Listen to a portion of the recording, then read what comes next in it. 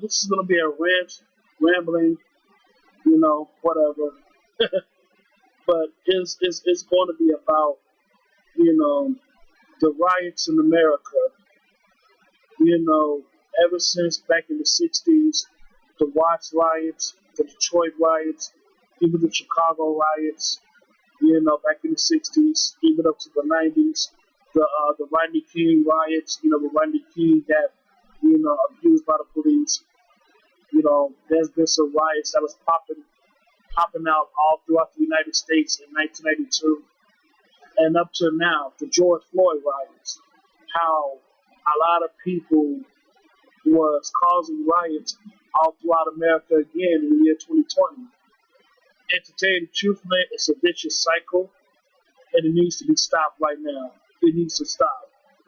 We should have learned, like the old saying goes, man, history shall doom to repeat itself if we don't learn from it. From the 60s, 90s, even in the year 2020, people doing the same old thing. A lot of provocateurs creating these riots, and people are just lining up and joining with them. People are just destroying their own stores. It's like, haven't we learned from the past years of not destroying our towns and our cities and our neighborhoods? We should have, we should have known better. Instead of destroying our neighborhoods and our communities, we should preserve them. We should preserve our stores. We should preserve our communities and our neighborhoods.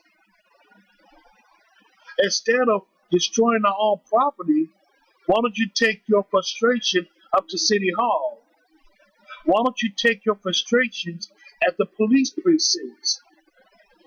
Why don't you take your frustrations at the governor's office? Why don't you do those things, man? Instead of destroying your own neighborhoods. And people want to say Black Lives Matter. Black lives do not matter. If black lives did matter, if black lives really did matter, they would have never destroyed their own neighborhoods. That's number one. Why would you destroy your own damn neighborhoods where you live in? We all have to eat. We all have to drink. We all have to get our medicine from these stores.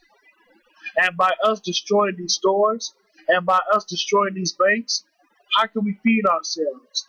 How can we clothe ourselves? How can we get medicine if we destroy our own damn neighborhoods? It's counterproductive. It is very asinine. It is very counterproductive. It doesn't make sense. We have to do better.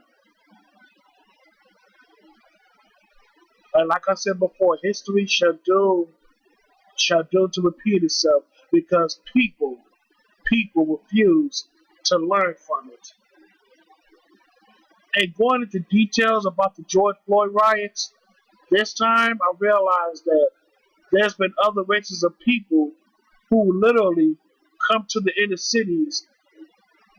I'm talking about the inner city ghettos and loot and riot those people's stores and then go back to the suburbs with the stolen goods. I've seen a lot of white people.